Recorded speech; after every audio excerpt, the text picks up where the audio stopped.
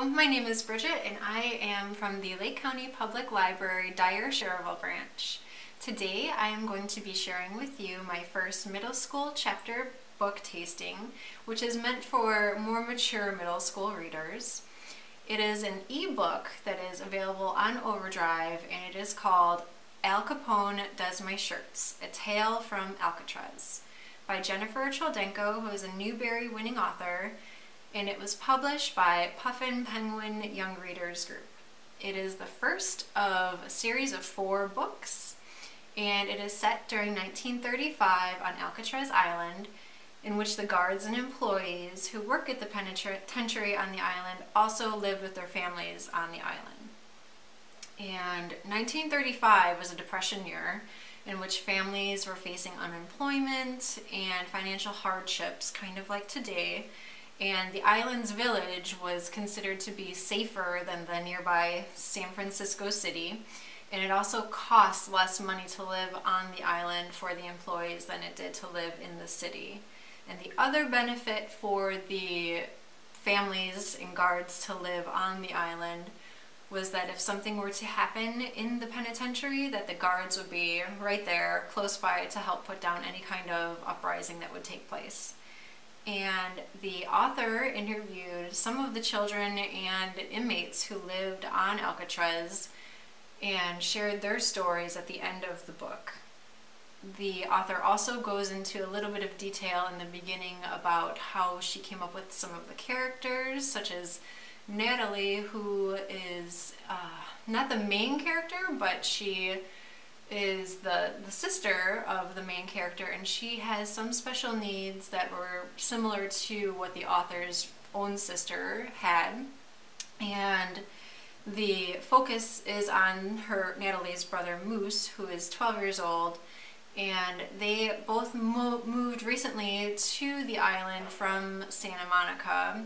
And so their relationship, the relationship with some of the parents and other children on and off the island, are what make up the story, and it was a page turner for myself.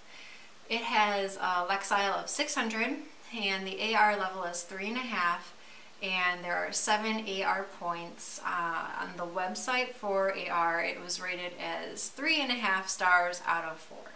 So the first chapter of Al Capone Does My Shirts is called Devil's Island, and it is Friday, January 4th, 1935.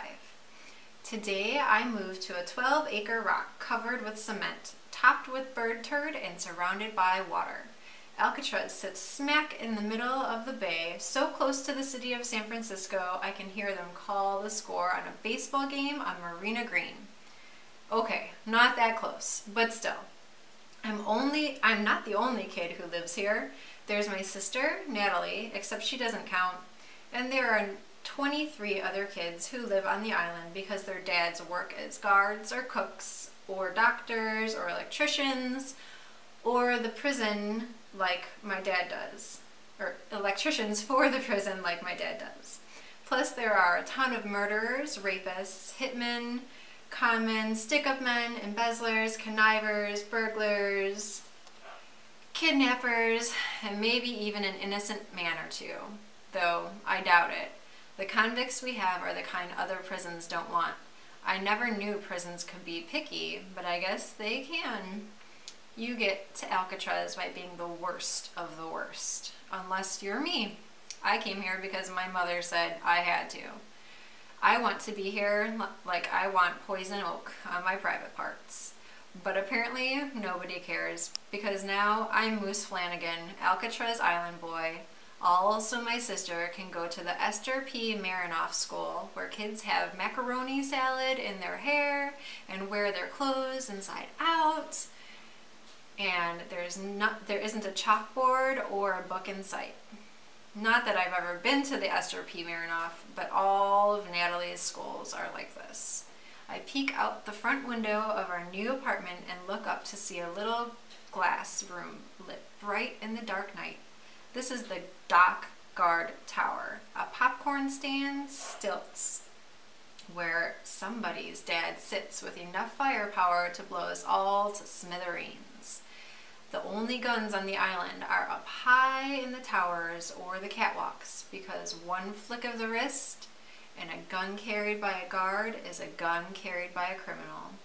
The keys to all the boats are kept up there for the same reason. They even have a crapper in each tower so the guards don't have to come down and take a leak. Besides the guard tower, there's a water all around, black and shiny like tar. A full moon cuts a white path across the bay while the wind blows, making something creak and a buoy clang in the distance. My dad is out there too. He has guard duty in another tower somewhere on the island. My dad's an electrician, for Pete's sake. What's he doing playing prison guard? My mom is in her room unpacking. Natalie's sitting on the kitchen floor, running her hands through her button box. She knows more about those buttons than it seems possible to know. If I hide one behind my back, she can take one look at her box and name the exact button I have. Nat, you okay? I sit down on the floor next to her. Moose and Natalie go on a train. Moose and Natalie eat meatloaf sandwich. Moose and Natalie look out the window. Yeah, we did all that. Now we're here with some swell fellows like Al Capone and Machine Gun Kelly. Natalie Flanagan's whole family. Well, I wouldn't exactly say their family, more like next door neighbors, I guess. Moose and Natalie go to school, she says. Yep, but not the same school, remember? You're going to this nice place called Esther P. Marinoff. I try to sound nice, or sound sincere. Nice place, she repeats, stacking one button on top of another. I've never been good at fooling Natalie. She knows me too well. When I was 5, I was kind of a runt. The smallest kid of all my cousins, shortest kid in my kindergarten class, and on my block too. Back then, people called me by my real name, Matthew. Natalie was the first person to call me Moose. I swear I started growing to fit the name that very day. Now I'm 5'11.5 inches, as tall as my mom, and a good 2 inches taller than my dad. My father tells people I've grown so much he's going to put my supper into pickle jars and sell it under the name Incredible Growth Formula. I think about going in my room now, but it smells like the inside of an old lunch bag in there. My bed's a squeaky old army cot. When I sit down, it sounds like dozens of mice are dying an ugly death.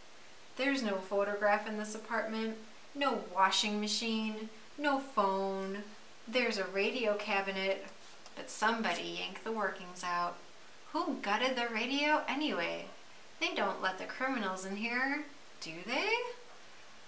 So, I'm a little jumpy, but anybody would be. Even the silence here is strange. It's quiet, like something you can't hear is happening. I think about telling my best friend, Pete, about this place. It's the Devil's Island. Doo-doo-doo, Pete would say in a deep, spooky voice like they do on the radio. Devil's Island. Doo-doo-doo. I whisper, just like Pete, but without him, it's not funny. It doesn't seem funny. Not funny at all. Okay, that's it. I'm sleeping with my clothes on. Who wants to face a convicted felon in your pajamas? So that's the end of the first chapter. And like I said, it's a real page turner. So if you'd like to see more about it, go ahead onto our library's website, which is lcplin.org, and you can go onto the Overdrive section where you can download the book or stream it and check it out and see and let me know what you like about it and let me know what strikes your interest. All right? So thank you and have a great rest of your day. Bye-bye.